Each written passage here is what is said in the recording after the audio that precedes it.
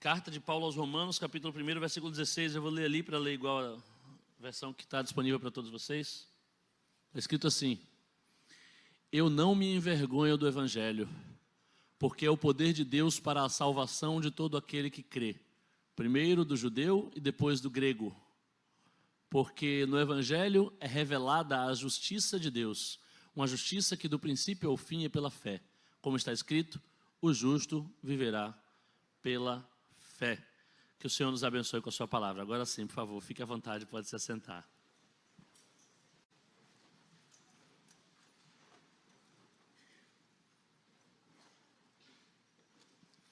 Há quem diga, e eu acredito, que o livro mais importante da Bíblia é a Carta de Paulo aos Romanos.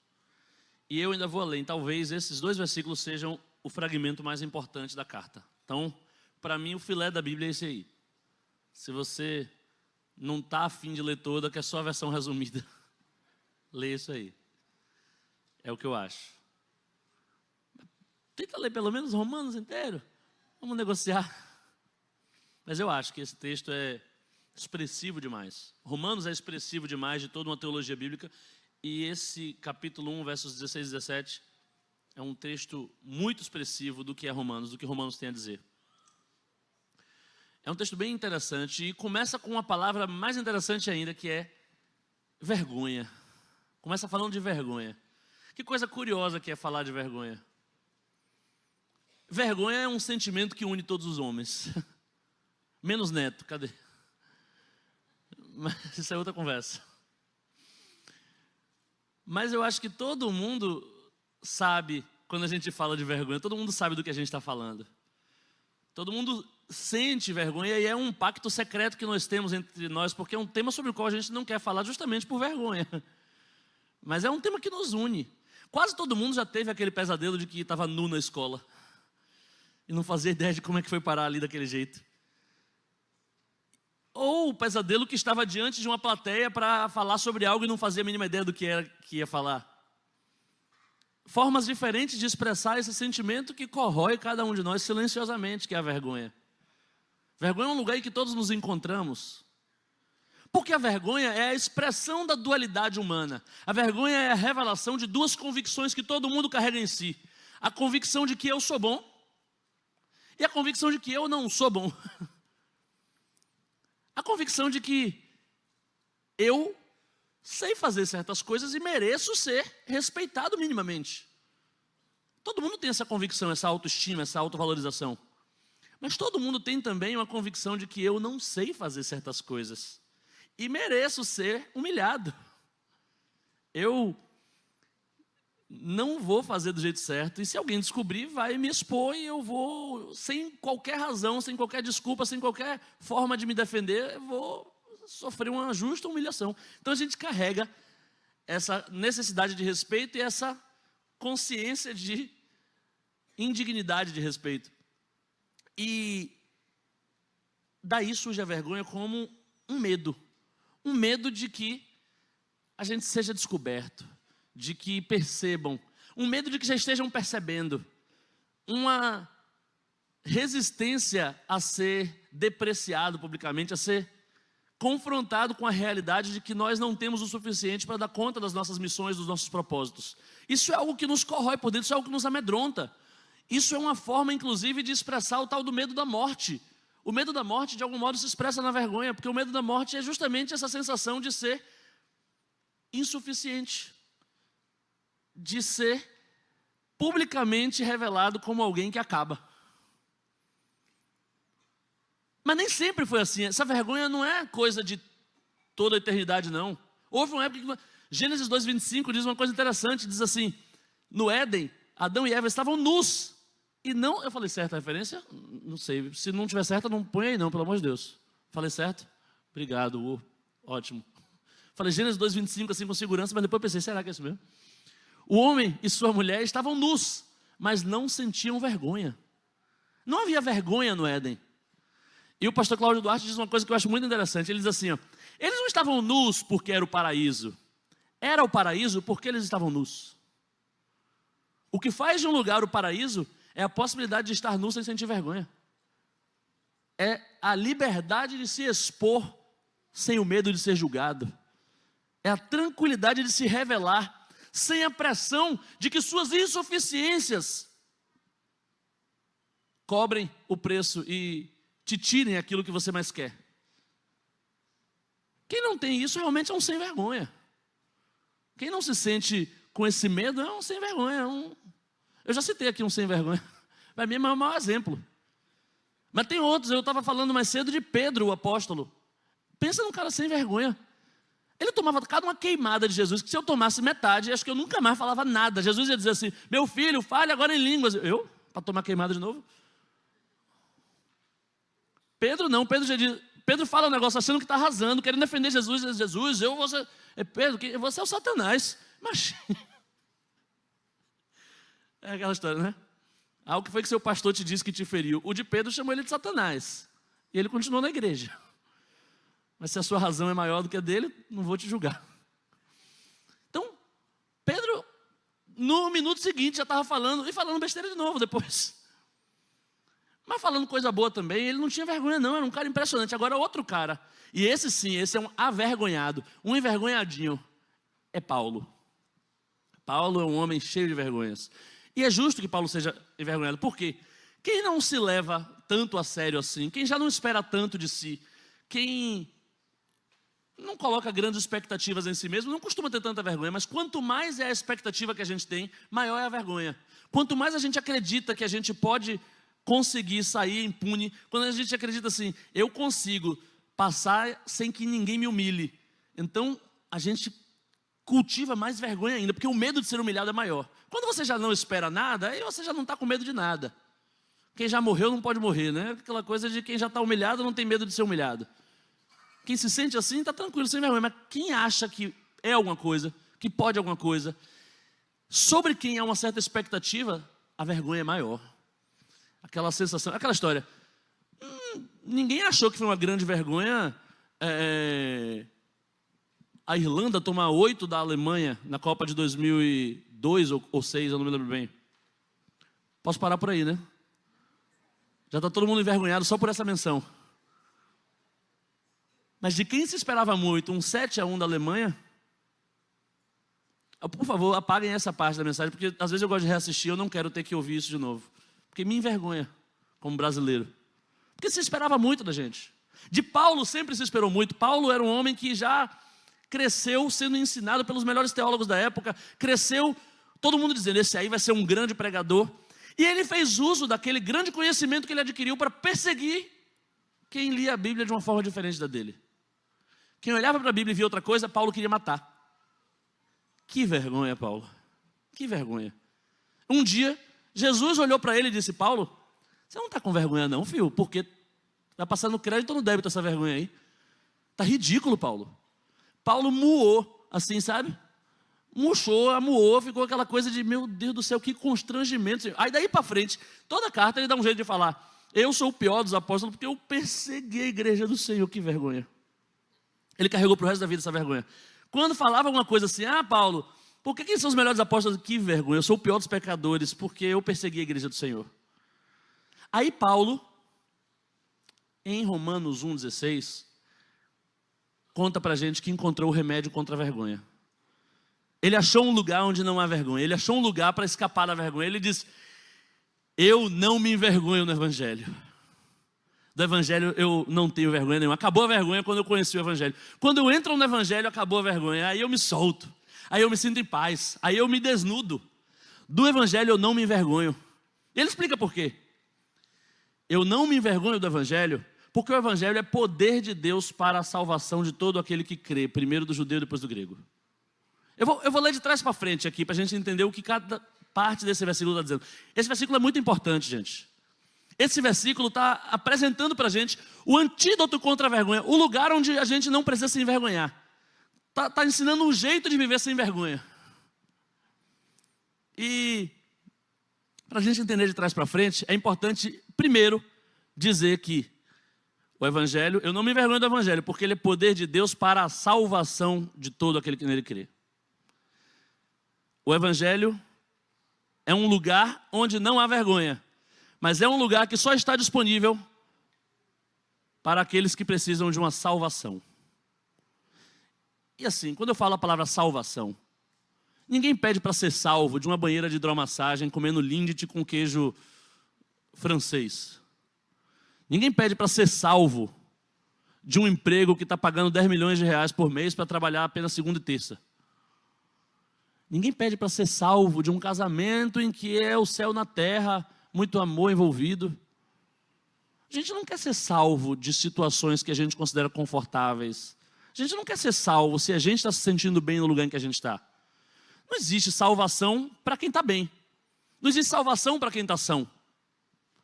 Isso já me leva à primeira convicção desse texto, que é: Deus não tem compromisso com quem não precisa de um Salvador. Deus não tem muito a oferecer a quem não precisa de um Salvador. Há pessoas que estão numa vida que elas consideram confortáveis e elas só querem acabar a vergonha. Aí vão buscar no Evangelho, não estão indo ao lugar certo. Se você quer continuar na vida que você vive, se o que você quer é fazer tudo o que você tem feito, você só não quer a vergonha? E eu conheço gente assim. Aliás, está na moda isso. Infelizmente, a gente vive uma realidade brasileira tão absurda que hoje tem traficante crente. O que é o traficante crente? Ele não quer parar de traficar, mas ele não quer ter vergonha de traficar, então ele vai à igreja em busca do que Paulo está oferecendo, um lugar de não vergonha. Tem político que não só, porque assim, que tem político que dá dinheiro para a igreja para ganhar voto, a gente sabe, mas tem político que dá dinheiro para a igreja em segredo. Eu conheci um cara que eu sei que ele é um político terrível, muito corrupto, e ele ia numa igreja de um conhecido meu. Toda vez que essa igreja fazia rodada de incentivo a associações beneficentes, ele pedia para não ser revelado. Quando alguém perguntava, você? Ele, não, sempre me confundem com ele. E doava dinheiro alto para essas associações, para ele se sentir menos envergonhado com quem ele era. Porque é isso que muita gente quer. Muita gente quer continuar na vida que vive, mas sem sentir a vergonha que sente. Quer continuar conduzindo os negócios de uma forma vergonhosa, sem sentir essa vergonha. Quer continuar tratando a esposa, o esposo de uma forma vergonhosa, sem sentir essa vergonha. E essa vergonha, gente, não precisa que alguém saiba o que a gente está fazendo, não. A vergonha é um negócio que vem de dentro. A gente sempre acha que pode ser descoberto, mesmo que tenha certeza que ninguém sabe. Aí tem gente que, eu quero continuar na vida que eu estou, mas eu não quero mais essa vergonha. Má notícia, o Evangelho não serve para você.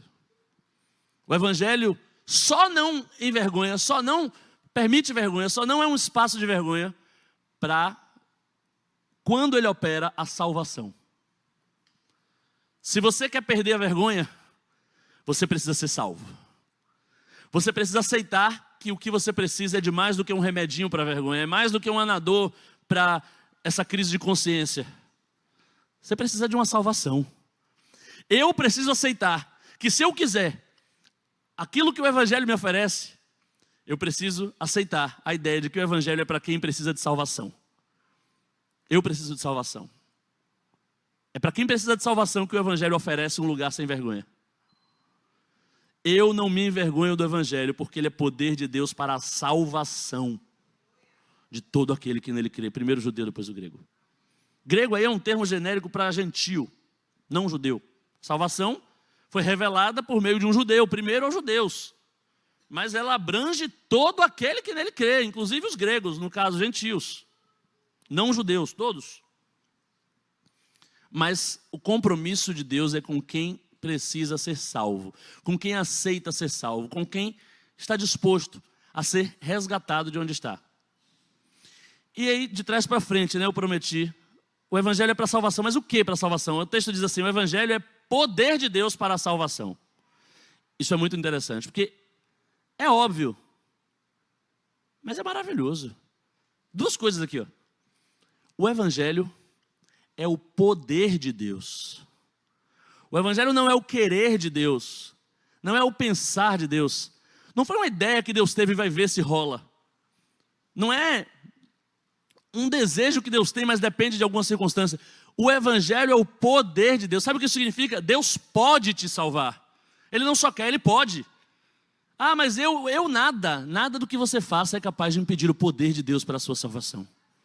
Deus tem um poder para te salvar que é maior do que o seu poder para estragar tudo. Eu vou roubar aqui a frase que Tiaguinho citou. Acho que foi Lutero mesmo, que dizia: Quando eu olho para mim, eu penso, não tem como eu me salvar. Mas quando eu olho para Deus, eu penso, não tem como eu me perder. Ninguém pode impedir Deus de te salvar, nem você. Ninguém tem esse poder maior do que o dele. Se ele tem um poder para salvar, então não há nada que resista a esse poder. Isso é motivo para você glorificar o Senhor, para você se alegrar e se tranquilizar nele, porque o evangelho é poder e não apenas querer. Deus não só quer que você se salve, Deus pode te salvar. Isso é determinante. Não interessa, eu não quero ouvir a sua história, eu não quero saber o que você tem a me dizer para justificar o motivo pelo qual você acha que não vai dar certo. Deus pode, independentemente de qual é a sua história. Deus pode. O evangelho é poder. E dizer que o evangelho é poder de Deus é também dizer o seguinte, algo que talvez seja meio frustrante. O poder de Deus é o evangelho. Sabe o que isso significa? Significa uma quebra, uma expectativa que muita gente criou quando ouviu em vários lugares que Deus é poderoso. Tem muito hino que a gente canta, poder de Deus nesse lugar, vem poder de Deus, e Deus vai mandar poder do alto. E quando a gente pensa em poder, sei lá, a gente pensa num Hadouken, num Kamehameha, num alguma coisa assim, sei lá, alguma coisa num chute de camutanga, alguma coisa forte, alguma coisa que você imagine que vai derrubar todo mundo aqui quando a gente usar. Poder é uma coisa que vai subjugar os povos, é uma coisa que vai quebrar o barraco, onde chegar, eu vou usar o poder de Deus, já era. E tem muita gente que prefere, às vezes até eu mesmo preferia, que o poder de Deus fosse, sei lá, um bastão que eu levantasse na hora que eu estou em aflição e dissesse, levantei agora isso aqui é o poder de Deus e vai resolver. Um copo com água, imagina, um copo com água ungido e eu dissesse, aqui tem o poder de Deus, eu vou beber e estou curado. Agora medir a pressão e ver se está 12/8. Se tiver, é porque essa água era o poder de Deus mesmo. Ou então foi a alma exartana. Seria mais fácil se o poder de Deus fosse qualquer outra coisa que a gente pudesse ter nas mãos, administrar, que a gente pudesse entender como funciona e dominar. Seria mais fácil se o poder de Deus fosse uma energia que na hora em que eu mentalizar do jeito certo, eu vou poder usar para o fim que eu quiser. Seria mais fácil se o poder de Deus estivesse num banho com alguma coisa que eu tomasse. Seria mais fácil se o poder de Deus estivesse em alguma coisa que eu faça, em alguma coisa que eu possa controlar. Mas Paulo está dizendo que o evangelho é o poder de Deus. O poder de Deus não é um símbolo, um amuleto, não é um instrumento. Não é de... Aí, ó, você vê que, para ilustrar, eu até nem trouxe a Bíblia, porque tem gente que acha que andar com a Bíblia é o poder de Deus. Claro que não tem nada a ver com o fato de eu ter esquecido minha Bíblia no casamento, ter esquecido outra Bíblia aqui, ter vindo com a esperança de achar e não ter encontrado. Nada a ver. Mas muita gente acha isso. Se eu andar com a Bíblia, eu ando com o poder de Deus nas mãos. Poxa, incêndio na fábrica de Bíblia queimou o poder de Deus? Eu esperava mais do poder de Deus se ele fosse só isso. O poder de Deus é o evangelho. Isso pode ser frustrante para muita gente. Mas a promessa de Paulo, ela se mantém. O evangelho é o poder de Deus. O que é o evangelho, gente?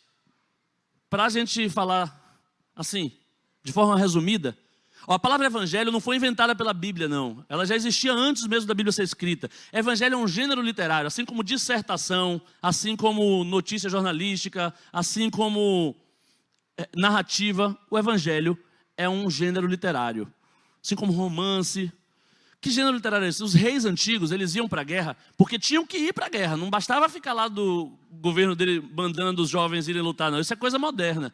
Na antiguidade, não. O rei tinha que sangrar. O rei tinha que pegar a espada dele e matar pelo menos alguns. E aí, imagine você. O rei saiu para a guerra. Como é que ficam os súditos? Aflitos, tensos, morrendo de medo. Por quê? Porque se o rei perdesse, viria um outro rei, o ganhador, escravizá-los, levá-los cativos, matar a metade, ou estabelecer novas regras, cobrar novos tributos, é aquela história. A gente prefere o mal que a gente já conhece, né? Então, era uma aflição quando o rei saía para a guerra. Porque se ele perdesse, sua vida ia ser transformada. Aí, quando o rei saía para a guerra, saía com ele um cronista. Isso era um hábito dos persas, dos gregos, dos romanos. Esse cronista, ele ia ficar escrevendo todas as façanhas do rei. Devia aumentar um pouquinho, mas ele ia dizer o que ele viu. O rei matou 3 hoje. O rei venceu em tal batalha. O rei fez tal coisa. E aí ele vencida a guerra, mandava essa crônica para os súditos do rei lerem. E aí essa crônica era recebida como a palavra evangelion. São duas palavras juntas em uma. É uma expressão grega que quer dizer boa notícia. Então eles mandavam a boa notícia de que o rei venceu, então eles podiam ficar em paz. O evangelho era isso. A boa notícia de que o rei venceu os seus inimigos, então você pode descansar. Isso é evangelho. Evangelho é uma notícia que alguém te enviou para te dizer. Sabe aqueles inimigos que se levantaram contra você, que podiam te destruir, que era justo até que te destruíssem, porque são mais fortes do que você? E você não podia fazer nada a respeito, a não ser esperar? Pois, comemore, estão todos vencidos e derrotados. O seu rei venceu. Isso é evangelho. Pois foi esse gênero literário escolhido para contar a chegada do reino de Jesus na terra. O evangelho de Jesus Cristo é a informação que nos está sendo dada de que a morte, o pecado, aquilo que nos causava vergonha, as nossas insuficiências, as nossas fragilidades, tudo que nós não somos capazes de vencer, Jesus Cristo venceu na cruz do Calvário. E por isso eu e você podemos descansar. Você pode glorificar o nome do Senhor por isso. Esse é o evangelho de Jesus Cristo. É a notícia de que o rei venceu. A notícia de que está tudo bem, ninguém vai vir lhe fazer escravo não. Está tudo bem. Está tudo bem, respira. Respira. Cheira a florzinha só para a velhinha. O rei venceu. Isso é uma notícia maravilhosa. Essa é uma notícia tão maravilhosa que essa notícia é o poder de Deus para a salvação de todo aquele que nele crê. Essa notícia é o que Deus tem para nos livrar da vergonha. Pronto. Podia encerrar agora e cada um vai para casa fazer o almoço.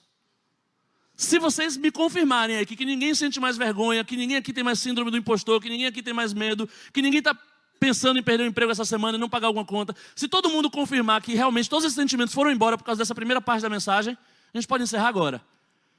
Mas ninguém levantou ainda. Então o Paulo está mentindo, ou tem alguma coisa aqui que não está batendo.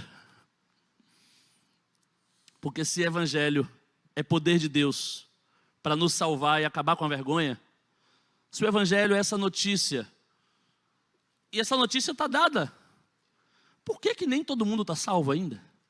Ou por que eu não estou totalmente salvo ainda? Eu não estou falando aqui de salvação no sentido de, vou morrer, vou para o inferno, vou para o céu. Eu realmente quero crer que todo mundo aqui recebeu Jesus como seu suficiente salvador, então, quando morrer vai todo mundo para o céu, tá? Amém? Todo mundo livre do inferno, amém? O problema é que existem infernos que não esperam a gente morrer. Você não sabe do que eu estou falando? Amanhã é segunda, espere. Lá para a rodoviária, 18 horas, o circular R1. Infernos que não esperam a gente morrer para queimar um pouquinho da nossa consciência.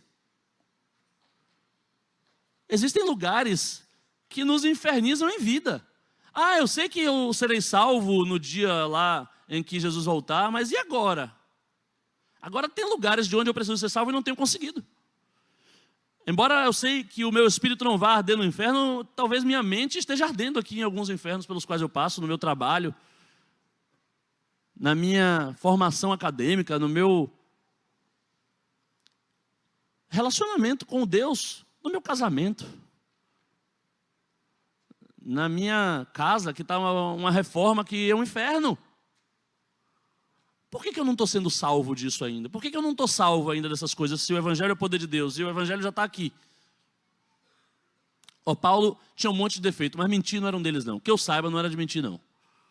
Então eu acho que não é mentira isso que ele escreveu. Acho que o evangelho realmente é o poder de Deus para salvar.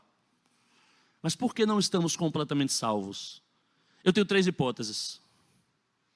Eu acho que tem 3 situações que acontecem e que impedem um evangelho de salvar alguém. A notícia, ela tem todo o poder que se espera que ela tenha, mas não está funcionando, eu acho que por uma dessas 3 causas. Eu vou compartilhar com vocês aí, eu quero ver se faz sentido para vocês. A primeira causa eu vou compartilhar contando uma história de família. Quem lembra aqui, quando foi a abolição da escravidão no Brasil? Só um ano. De manhã, uma menina falou dia e hora aqui. Disse até a cor da pena de Princesa Isabel. De manhã, 8 horas. Só para vocês saberem aí, ficarem com vergonha. Eu esperava mais. Ó, 13 de maio, tá vendo apertando, sai. Tá vendo apertando, sai. Em 13 de maio de 1888, certo? Agora a minha matemática começa a falhar. Por quê? Porque eu tive uma bisavó chamada Lídia, vó Lídia. Eu nasci em 1990. Vó Lídia não chegou a ter 100 anos. Acho que ela tinha um pouco menos. E vó Lídia foi escrava até os 15 anos. Foi comprada com 15 para 16 anos por vô Eupídio, que era meu bisavô. Foi comprada para ser esposa, né? Para dormir com ele, fazer as vontades dele e apanhar dele quando ele quisesse bater em alguém. Eram as funções dela na cabeça dele. E ele chamava talvez isso de esposa. O fato é que essa é a realidade, inclusive, do nosso Brasil, tá? Quando a gente pensa assim, escravidão, o povo fala de escravidão, o negócio aconteceu há mais de 100 anos. Alto lá. Alto lá, porque a Lei Áurea é de 1888. E antes dela teve a Lei do Ventre Livre. Se eu quiser subir o nível, vou perguntar agora de quando, mas nem eu sei. Aí se alguém falar errado, vai ficar pelo certo. Vai ficar constrangedor. A vergonha passa para cá. Mas vó Lídia foi escrava, foi comprada por Eupídio. É uma história bonita até. Ela cresceu numa situação terrível, né? Apanhou bastante dele. Fugiu, grávida. Segundo, depois a gente ouviu, para salvar o filho, né? Porque ela estava com medo de que as pancadas matassem.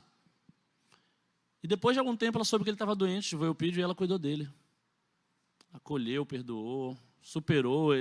A vida dela era bem maior do que a dele, assim, sabe? Ela era uma pessoa bem maior. Ele, coitado, ele era muito pouco instruído, muito pouco consciente do que fazia, né? Meio atrapalhado das ideias. Por que vó Lídia? Eu não sou bom de matemática, mas eu acho que para ninguém aí a conta está batendo, né? Não faz sentido. Se a escravidão acabou em 1888, vó Lídia tinha menos de 100 anos em 1990. Como é que ela foi escrava até os 15 anos? O que acontece? Alguém aqui sabia, falando sinceridade, alguém aqui sabe que existe uma lei chamada Estatuto Nacional da Juventude? Ninguém levantou a mão. Alguém sabe realmente? Aí, nem 10% do auditório sabe que existe a lei do jovem. Na boa, também não era nem para existir, né? Estatuto do idoso, estatuto da criança, a gente sabe, mas estatuto do jovem é para garantir o quê?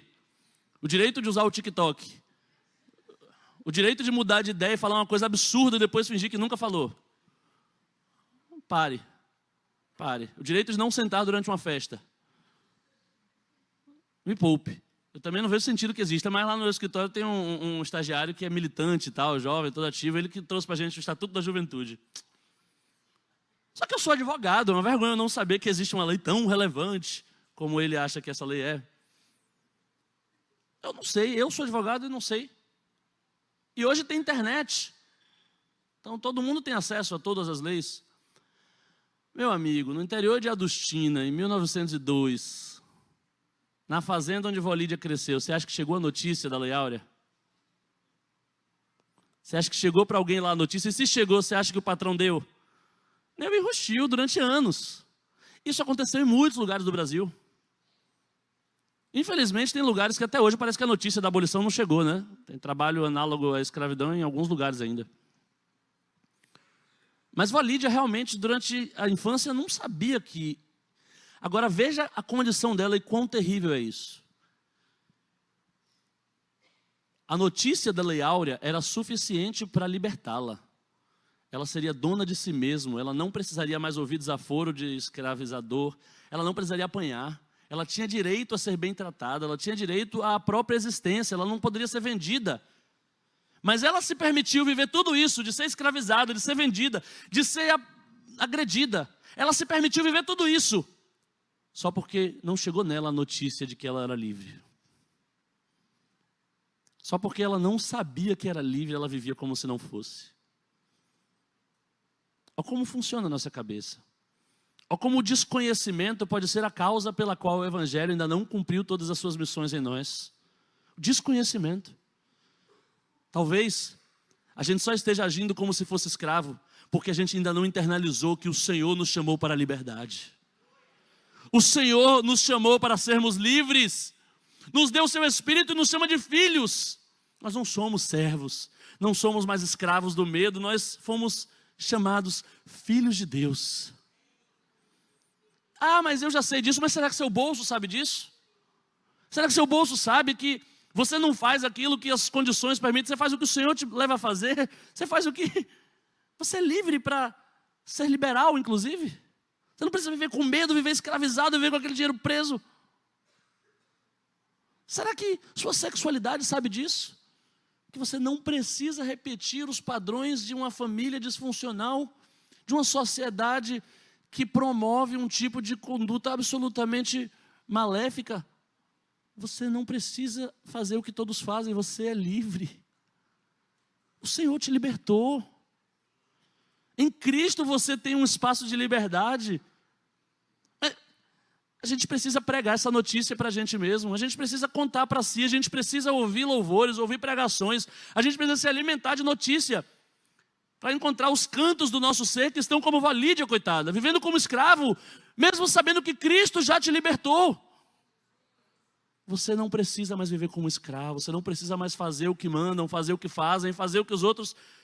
Você não precisa mais da aprovação alheia, porque o Senhor te libertou. Essa notícia precisa chegar em nós. Essa notícia já chegou no meu espírito foi salvo, glória a Deus, o Evangelho fez todo o trabalho aqui. Mas minha alma, minha mente, será que ela foi também? Será que eu não preciso de vez em quando me lembrar e pregar para mim e dizer: pare com essa sensação de que você será punido pelos erros que você cometeu. Todo erro que você cometeu teve sua punição cravada na cruz do Calvário. Larga essa vergonha de vir para a igreja, larga esse andar de cabeça baixa como quem pensa: eu não consegui cumprir os prazos que eu me impus, eu não consegui bater as metas que eu me impus, eu fracassei. Sim, mas o Rei venceu por você.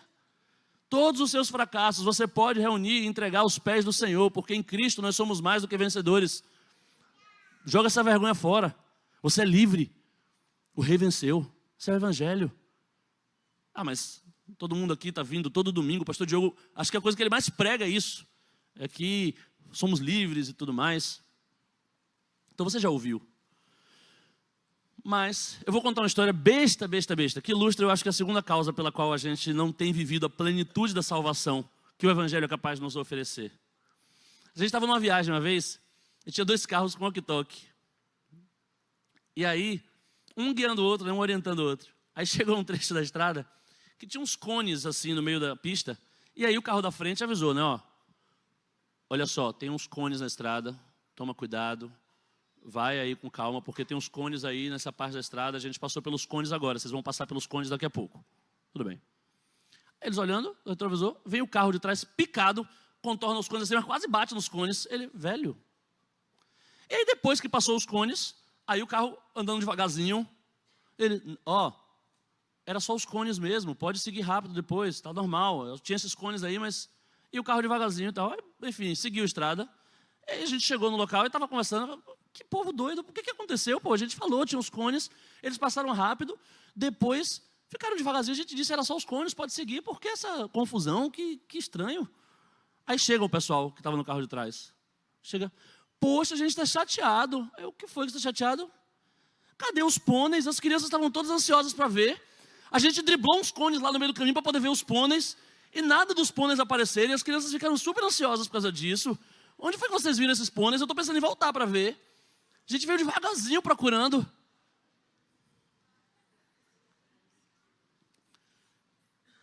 Sem querer roubar royalties de outros pastores daqui dessa igreja, você entendeu errado, minha irmã. Agora pense no prejuízo que é entender uma notícia errada. Ela não se preparou para aquilo que foi noticiado, ela não soube driblar os cones adequadamente, e ela ainda criou expectativas absolutamente irreais a respeito do que lhe tinha sido noticiado, só porque ela entendeu errado. Tem tanta coisa que tem tanta gente esperando que não vai chegar nunca, porque Jesus nunca prometeu.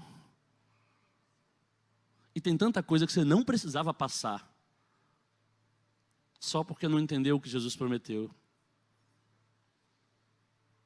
A gente às vezes fica cobrando do Senhor um pônei que Ele nunca disse que tinha na estrada. E não desvia dos cones que Ele falou claramente. Quer ver uns indícios aqui que às vezes a gente não entendeu bem o que é o Evangelho? Às vezes a gente fala assim, mas eu não estou sendo salvo, minha vida não está ainda de acordo com o que Cristo espera. Por quê? Porque eu não consigo cumprir o Evangelho. Não entendeu nada. Desde quando o Evangelho é ordem para você estar cumprindo ou não cumprindo? Desde quando o Evangelho é uma regra para você decidir se cumpre ou se não cumpre? Acabei de falar, o Evangelho é notícia. Ninguém lhe perguntou se você vai fazer, o que você vai fazer, se você consegue. Eu estou lhe contando uma notícia. Evangelho é uma notícia. A notícia é: Jesus Cristo morreu por você e venceu a morte. Todos os seus pecados estão crucificados na cruz do Calvário.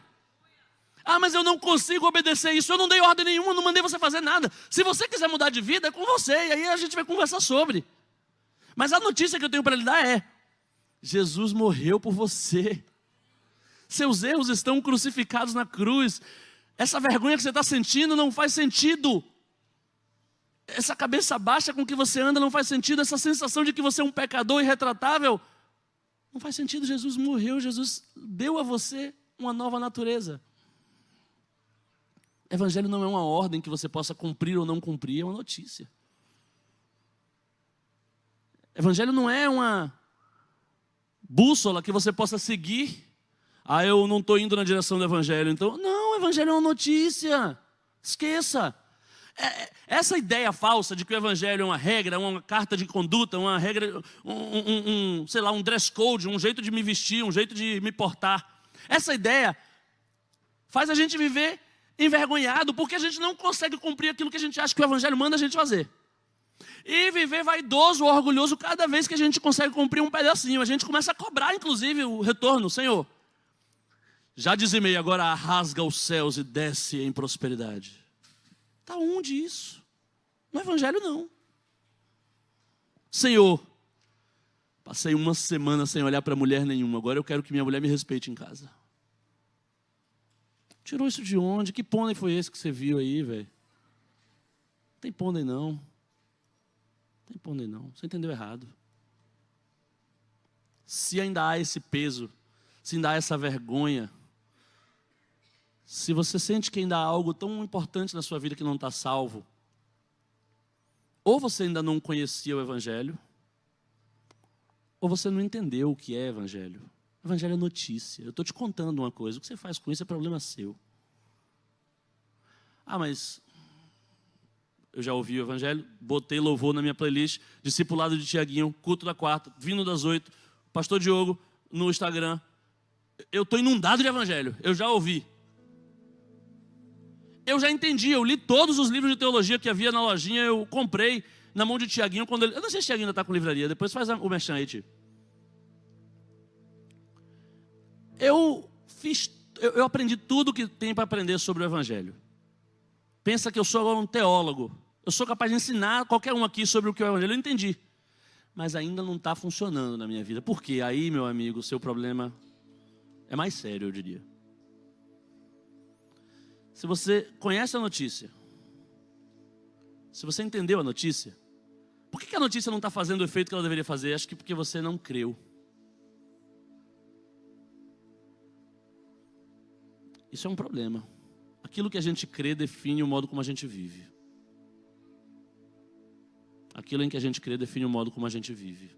Eu vou dar um exemplo bobo também para você perceber que isso é verdade. Eu vou me redimir aqui agora com pessoas que eu nem conheço, mas a quem eu devo. Um dos meus melhores amigos na vida é André, meu sócio. Confio nele. Tem minha senha do que eu precisar. Aí André chegou para mim para dizer: velho, não posso falar isso para ninguém, só vou desabafar com você. Falou de uma pessoa. Falou: esse cara é um bandido, sequestrador, assassino, maluco, traficante, maloqueiro, corintiano. O cara não presta. Aí eu, rapaz, fiquei chocado. Aí ele disse: você não sabe, velho. E o maluco posa, não tem vergonha não, posa de high society. Ele é dono de um restaurante aqui, velho. Restaurante bombando e todo mundo vai lá. O que é isso, velho? Aí agora vem a parte, eu vou me redimir. Não se preocupem com questões jurídicas, eu vou esclarecer daqui a pouco. O que é restaurante? Rapaz, restaurante famoso, pô, o Jabu, no Rio Vermelho. Não sei quem conhece aqui. O dono do Jabu é bandido e na cara de todo mundo. Isso é um absurdo, meu amigo. André me contou, André, eu confio Confio plenamente, André. Meu amigo, pense num... Você acha que Satanás lhe acusa, você não viu eu falando do Jabu. Eu virei o Satanás do Jabu. Comecei a acusar aquele restaurante para todo mundo que passava na minha frente. Alguém falava alguma coisa, eu fiquei com vontade de entrar no TripAdvisor para falar mal deles. Aí alguém falava comigo, eu tô querendo no Jabu. Não vai, de bandido aquilo ali. Você quer ser roubada? No meio do almoço lá, vão sequestrar você. Eu acreditei, o André me contou, é uma pessoa próxima a gente, eu fiquei com muita raiva. Comecei a falar mal. Rapaz, isso passaram-se uns 2 meses, eu acho. Aí tô eu andando com o André, ali no Rio Vermelho. E aí a gente passa na frente do Jabu. Aí eu, rapaz, toda vez que eu passo, eu fico com raiva desse restaurante. Por quê, rapaz? O restaurante do cara... Não, você é maluco? Pô, não é esse não. Como assim não é esse, irmão? Como assim? O sangue se esvaindo e eu lembrando de cada uma das pessoas. Pensando, o Senhor vai me cobrar isso no céu. Como assim não é esse, irmão? Tem outro Jabu na cidade? Não, pô, não é Jabu o nome não. Eu que atrapalhei na hora, falei Jabu porque foi o que veio na minha mente. Homem não diga um negócio desse, homem. Irmão, eu já falei mal desse restaurante pra tanta gente. Ele, pô, você falou porque você quis, irmão. Eu falei, não, velho. Eu acreditei na notícia que você me contou, velho. Eu me portei de acordo com isso. Como é que eu vou não deixar os meus amigos irem no restaurante se eu acreditar que o dono é um traficante, é um sequestrador? Meu amigo, isso foi numa quarta. Na quinta estava eu lá no Jabu de cabeça baixa. A comida é deliciosa. Por favor, gente, vão no Jabu. Eu sei que eu não poderia estar fazendo isso, mas eu devo ao Jabu. Eu já tirei tanta gente de lá. O restaurante não tem culpa nenhuma, não tem nada a ver. Cheguei lá, o pior, velho. Aí veio uma pessoa que eu espero que não seja o dono, mas veio uma pessoa assim, com cara de importante, me tratar tão bem. E eu constrangido, humilhado. Eu acreditei na notícia. Se você acredita na notícia, você começa a agir em acordo com aquilo em que você acreditou. Ninguém precisa dizer para você o que fazer. Você sabe o que fazer, você sabe que é levar aquela notícia em conta para tudo que eu fizer daqui para frente. Eu acreditei, então aquilo tem que ser a direção, o norte, a referência. Eu não vou fazer mais nada sem lembrar daquilo. Jabu, me perdoa, tá? Eu acreditei na notícia errada. Não vou falar, é claro, qual é o restaurante, porque graças a Deus já até fechou o restaurante de verdade do cara lá. Não era o bom, o Jabu é bom, é legal, é uma bênção, gente, vamos no Jabu. Enfim, o Evangelho vai curar isso em mim, mas eu me sinto culpado outra vez que eu penso nisso. Se você acredita numa notícia, você começa a se portar com base naquilo em que você crê. Porque aquilo em que você crê define o modo como você vive. O Evangelho é o poder de Deus para a salvação de todo aquele que nele crê. Jesus morreu por você. Você crê nisso? Você crê de verdade? Se você crê de verdade, você não pode sair daqui envergonhado pelo que você já fez. Porque suas vergonhas foram crucificadas. Se você crê de verdade, você não pode sair daqui indiferente a essa notícia. Você nunca mais pode deixar de levar em conta que Deus enviou o seu Filho unigênito para que todo aquele que nele crê não pereça, mas tenha vida eterna.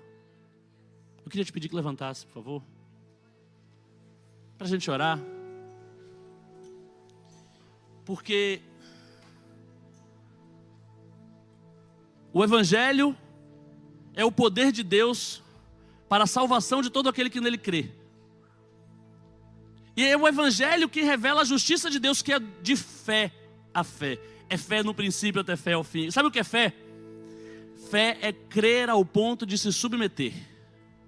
E talvez, eu quero crer que seja isso. Eu acho que a maioria aqui conhece o Evangelho. Não é falta de conhecimento, vocês não são vó Lídia. A maioria aqui entendeu o Evangelho. Eu glorifico a Deus pela qualidade do ensino que é ministrado todo domingo aqui. Então vocês não vão achar que tem pônei no Evangelho. Vocês entenderam. Mas sabe por que a gente ainda sente tanta vergonha? Sabe por que a gente ainda confia tanto? Sabe por que a gente ainda vive preso? Ainda age como se o pecado tivesse poder sobre nós? É falta de fé. É falta de fé. É falta crer ao ponto de se submeter. Deixa eu compartilhar com vocês aqui a minha causa. Sabe por que eu não creio o suficiente? Porque crer no Evangelho é crer na minha insuficiência. E eu não quero fazer isso. Eu sou apegado. Sabe aquela sensação de que não tenho o mesmo gosto se eu não conquistar com os meus méritos. Não tenho o mesmo gosto se eu não suar, se eu não souber, se eu não receber um elogio, se eu não souber que fui eu que consegui. Isso acontece comigo. Às vezes eu me recuso a crer que eu não seja assim tão bom quanto às vezes eu acho que eu sou. Aí quando a realidade me mostra que eu não sou tão bom quanto eu achava que eu era, quando na hora de falar eu travo, quando eu perco, quando eu caio, quando eu faço o que eu jurei que não faria, quando acontece comigo o que eu pensei que comigo jamais aconteceria, quando as coisas vão mal para mim, nessa hora, aí eu me cubro de vergonha. Sabe o que é isso? Isso é falta de fé. É que você crê demais em si para começar a crer em Deus. E não tem como crer em Deus e em si ao mesmo tempo. Você quer seguir ao Senhor? Negue-se a si mesmo, tome sua cruz e então siga, disse Jesus. Primeiro você tem que parar de crer em você. E deixa eu lhe dizer uma coisa triste. Talvez o Senhor permita que aconteçam algumas coisas. Talvez Ele não vai intervir antes de você passar por determinadas provas. E você se pergunta, mas Senhor, por que eu estou passando por tudo isso?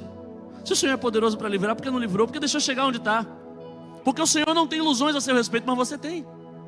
E o Senhor vai permitir que você perca. Ainda que doa nele te ver sofrer, ainda que doa nele te ver chorar, talvez Ele te deixe chorar um pouquinho mais para você parar de crer em si e começar a crer naquele que te chamou.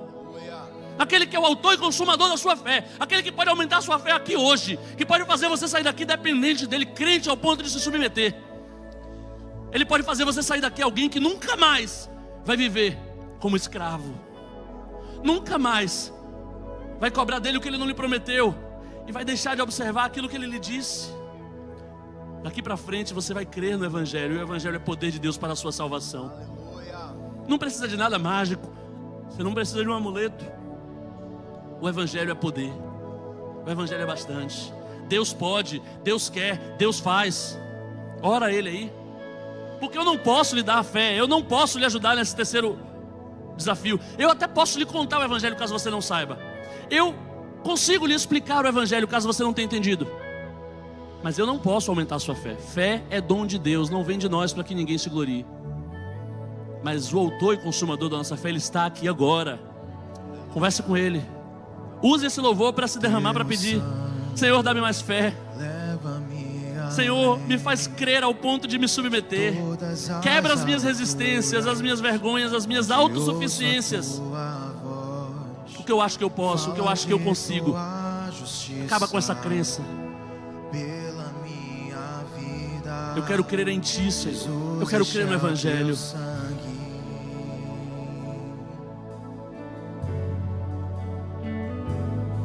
Tua cruz mostra a Tua graça, fala do amor do Pai que prepara para nós um caminho para Ele, onde eu posso me achegar somente pelo sangue.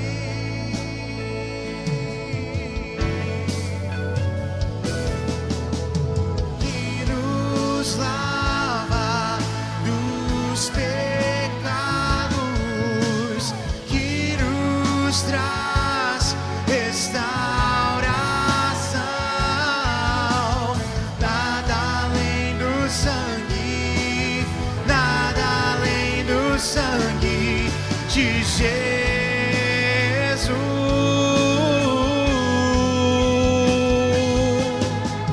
que nos faz brancos como a neve, aceitos como amigos de Deus.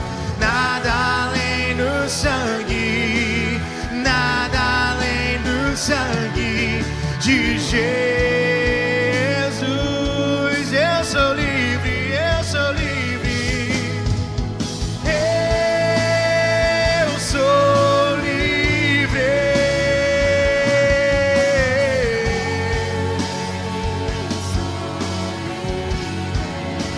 Nada além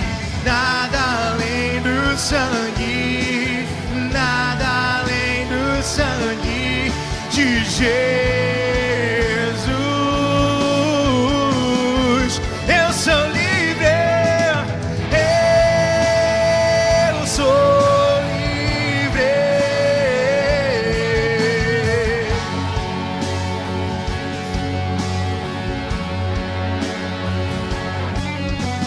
Nada além Foi pra liberdade que Ele nos chamou. nada além do sangue. Hoje é dia de liberdade aqui nesse lugar. Porque hoje é dia de salvação aqui nesse lugar. Esse é o dia que o Senhor fez. Alegremos-nos nele. Ele nos trouxe aqui para nos lembrar que somos salvos pelo poder de Deus, que é o Evangelho. Não pelos nossos esforços, não pela nossa tentativa e resiliência, não pela nossa capacidade de entender, não. O Evangelho é o poder de Deus para a salvação. Ele morreu para que nós tenhamos vida. Ele venceu. Ele sofreu a vergonha do nosso pecado. Ele foi até a cruz nu. Tiraram toda a roupa dele. Era o auge da vergonha que o judeu podia passar. Ele levou sobre si as nossas transgressões. O castigo que nos traz a paz estava sobre ele. Pare de se castigar. Acabou o sacrifício. Não precisa mais subir nada de joelho, sair daqui se arrastando, se flagelando, batendo no seu corpo, se sabotando, tentando sofrer dores que compensem os prazeres injustos que você acha que experimentou. Não! De uma vez por todas, um sacrifício perfeito foi a cruz do Calvário. O Cordeiro de Deus tirou o pecado do mundo. Não há mais pecado em nós, porque Ele tirou o pecado em nós.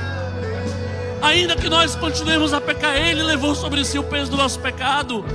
O pecado não tem mais domínio sobre nós. Ele nos tirou da morte para a vida. Ele nos tirou da vergonha. Eu não me envergonho do Evangelho, porque é o poder de Deus para a salvação. Hoje é dia de salvação. Sim, você também precisa ser salvo. Eu preciso ser salvo. Nós precisamos ser salvos todos os dias. O Senhor não tem compromisso com quem não precisa de um Salvador. Eu e você precisamos de um Salvador. Sem Ele nada podemos fazer. Ah, mas você quer ser salvo do quê? Do inferno, da morte? Sabe do que? Você precisa ser salvo de si mesmo. Se Ele não te salvar, você vai viver em si mesmado, egocêntrico, egoísta. Você vai viver com medo dos outros, se defendendo dos outros, achando que está todo mundo querendo pegar o que é seu, achando que a qualquer momento você pode perder o que tem. Deixa eu te falar, o Evangelho é a história que te conta que você não tem nada, tudo é dele, por ele, para ele. Todas as coisas Ele venceu, Ele conquistou, todo o poder foi dado a Ele. É Cristo, somente Cristo. Tudo pertence a Ele. A Ele foi dado um nome que é sobre todo nome. Sua família é dele. Você quer guardá-la? Você entrega a Ele, creia nele. Sua empresa é dele. Sua vida é dele. Tudo pertence a Ele. É isso que o Evangelho nos conta. Tudo é dele, por Ele, para Ele. Isso vai te salvar de si mesmo. Isso precisa nos salvar. Isso precisa tirar de mim a vergonha, o medo de perder o que eu não tenho. Eu não posso ter medo de que Deus falhe. Ele não falhará nunca. Se eu estou com medo é porque eu acho que a responsabilidade é minha. Esse peso nos ombros, esse cansaço, essa vergonha de ter fracassado, isso é fruto de quem ainda acha que a própria vida está nas próprias mãos. Deixa eu te contar, o Rei venceu, essa é a boa notícia. Deixa eu te explicar. Nada do que você faça pode impedir. A morte não pode impedir. Nada, nada. Seu grande amor é maior do que todas as coisas. Ele venceu a morte. Ele venceu. A terra estremeceu. A terra estremeceu. Sepulcro se abriu. Nada vencerá seu grande amor. Ó morte, onde está? O Rei ressuscitou. Ele venceu pra sempre. Pra sempre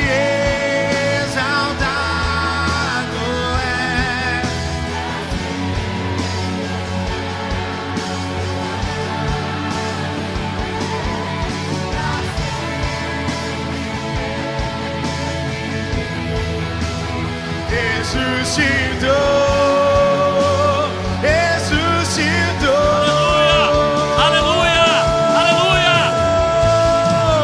A terra estremeceu.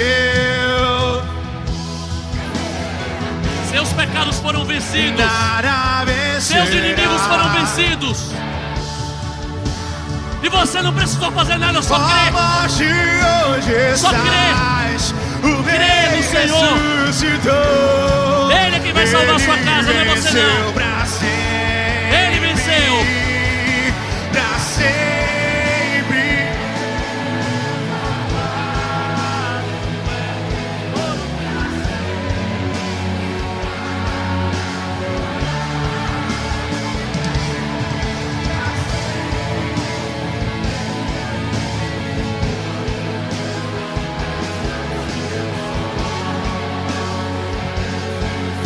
Cantamos aleluia.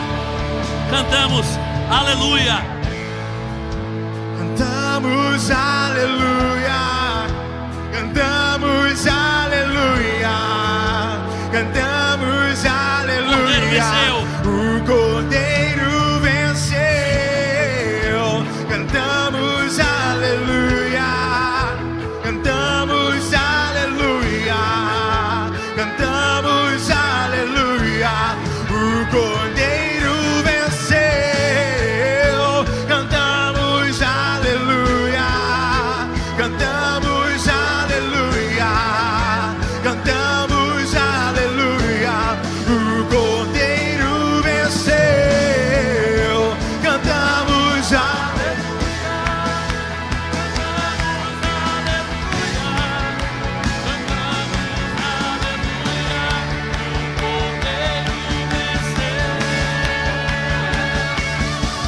pra sempre exaltado é, pra sempre adorado é, pra sempre ele vive, ressuscitou,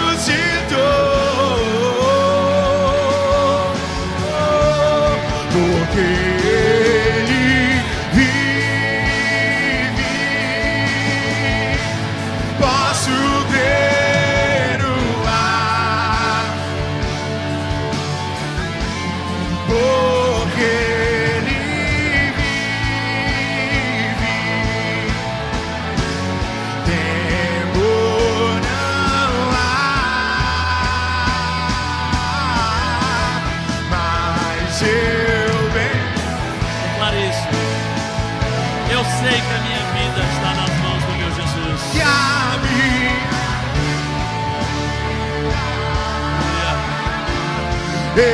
está nas mãos do meu Jesus, que vive. Aleluia, glória a Deus.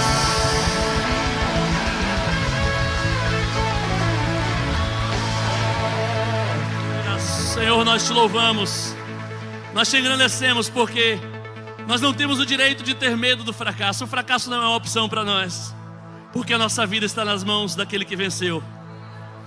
Leva-nos em paz, Senhor. Dá-nos uma semana sem vergonha, uma semana convicta de que o Senhor venceu as nossas guerras, e hoje podemos descansar e celebrar. Senhor, nos faz viver livres, salvos pelo Evangelho. É o que nós te pedimos quando nos entregamos a Ti em Teu nome, ó Jesus. Nós dizemos que o amor de Deus, o nosso eterno e bondoso Pai, que a graça maravilhosa do Cristo que morreu e ressuscitou, que a consolação, que a comunhão, que a esperança, que o ensino do Espírito Santo de Deus, que sobre nós foi derramado e nos fez filhos de Deus, seja com todo o povo do Senhor, de agora e até a volta do Senhor Jesus. E se você crê, diga amém. Amém. Que o Senhor te abençoe.